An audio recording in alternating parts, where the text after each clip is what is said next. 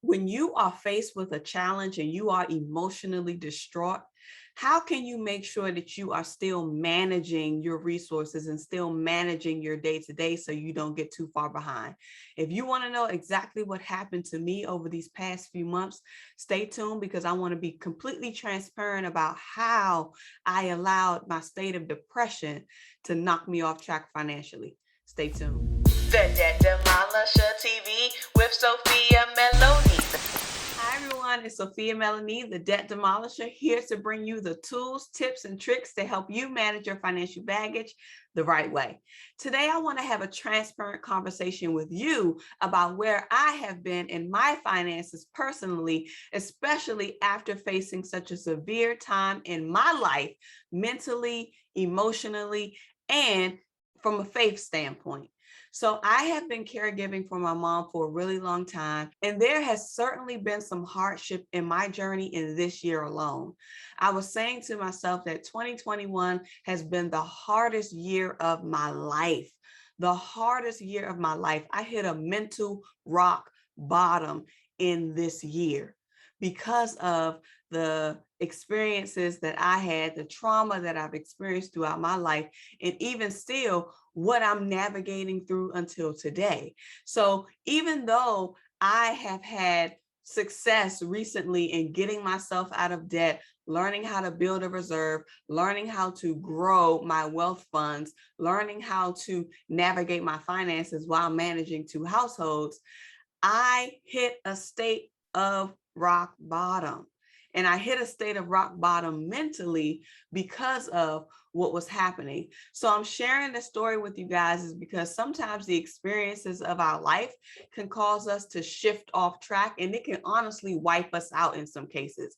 And if you are in that space of where you may be feeling like you can't do what you normally do, you don't want to get up out of bed, you don't want to check your bills, you don't want to pay your tithes, you don't want to pay your bills, you don't even want to go to work in some cases, that is an indication that there is a stronghold on you mentally that you need to break free from. So for me, I had the realization that I needed to begin therapy, like therapy with a therapist, because of the things that I was experiencing while caregiving for my mom. So I did post a video in all transparency a few months ago, just kind of demonstrating and sharing some of the things that I had been experiencing while caregiving for my mom, and as kind of how her illness has impacted me per se in my day-to-day operations. So what I had to do was get some external help. So I went to therapy. I'm in trauma healing. I have coaches, and I leverage different outlooks and different sources to help pull me back out. But the most important thing for me has been getting into this word, getting into the word of the Bible, because I'm telling you, the revelations and the things that I've been able to learn and experience just by allowing God to come in, like for real. Because I'll be honest, y'all, I was mad with God. I was upset with God. I was like, why I got to go through all of this? Why do we have to go through all of this? This is stressful. I don't want to live anymore. Just take me out. Yeah, I said that. I said that in all transparency. And I'm so glad. I'm so glad that he didn't take me out, because the very person who I love so dearly, the very person who I aim to take care of and who I strive to take care of and who I feel like I've been an emotional caregiver to since the age of 5, literally almost took my life, just a few months ago. July 10th was the day. I remember like it was yesterday. Saturday, July 10th, 2021. There was an altercation where, things got really out of hand with my mother just because of her mental capacity. Like I probably wouldn't be here. And that was my wake-up call. That was my wake-up call to say, okay, something has got to change. Because when you have an instance like that where you are physically attacked and you are physically cut up, that's something serious. And so when you go through that space and when you go through that experience and you feel like, oh, this could be my last day, and you get out of it, That is what will allow you to reshift some things and be like, okay, God, okay, God, okay, God. So that experience was the first indication of me realizing that, okay, something has to change with this dynamic, with this specific situation. I'm not going to go into too much details about that, but I wanted to give some context around the background of the story and kind of like what happened and kind of what led me there. So I had not been paying any of my bills. I had not been doing anything because I was such in a deep depression. But now that I've been able to restructure some things, now that I've been able to get into the word, now that I've been able to recenter myself and kind of come out of that hole that I naturally tend to dig myself into. Yes, ma'am. Yes, sir. For those of you who are watching, I wanted to take a step to get back on track. So what that looked like for me was saying, okay, let's see where I am. I knew I was behind on credit cards. I knew I was behind on my utilities. I knew that I was behind on paying my tithes because y'all, I ain't been doing nothing. I haven't been doing nothing because I could barely get up each day. I was so mentally and physically exhausted. Once I got to the point of saying, okay, what do I need to get caught up on? It was just a matter of just sitting down.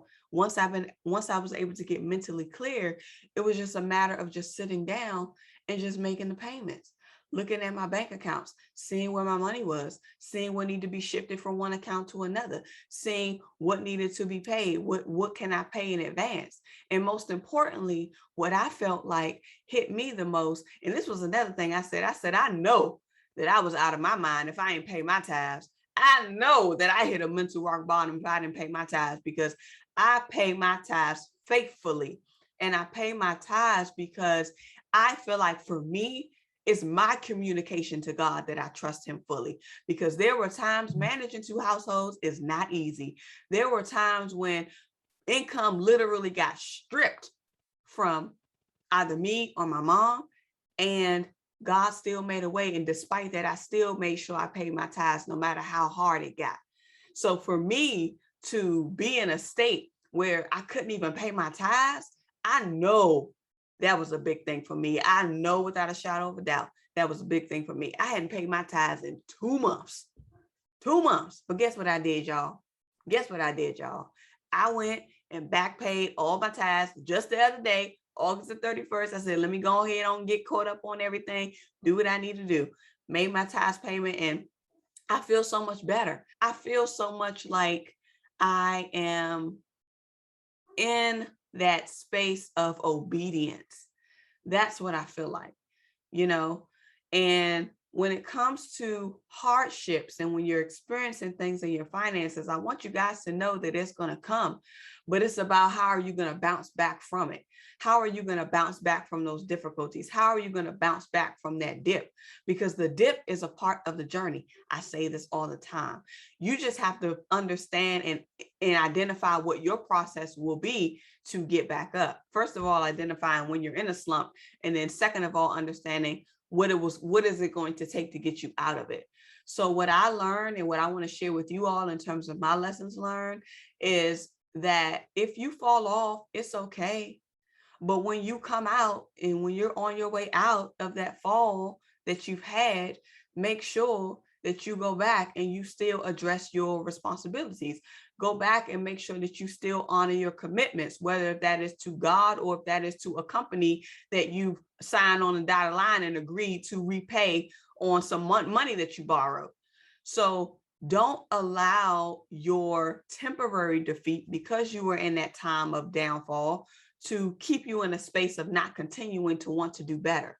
You want to be able to put yourself in a space mentally to rebound mentally in your finances, rebound mentally in your commitments, and then take the action to do that. So if that means that you got to repivot some things, if that means you got to pull some money out from this account in order to pay this because you know that you didn't do what you were supposed to do, if that means that you need to find an additional way to get some income sources coming into the door, then that is what you need to do. Honor that. Honor that. Honor that. So when you're going through a journey of wanting to revamp your financial life, understand that the falls are going to come. Understand that the falls are going to come, but who are you going to call on? Who are you going to lean on? What resources are you going to leverage in order to get you back on track? Is that resource the Bible? Is that conversation with God? Is that resource your EAP if you all are employees and you have an employee assistance program?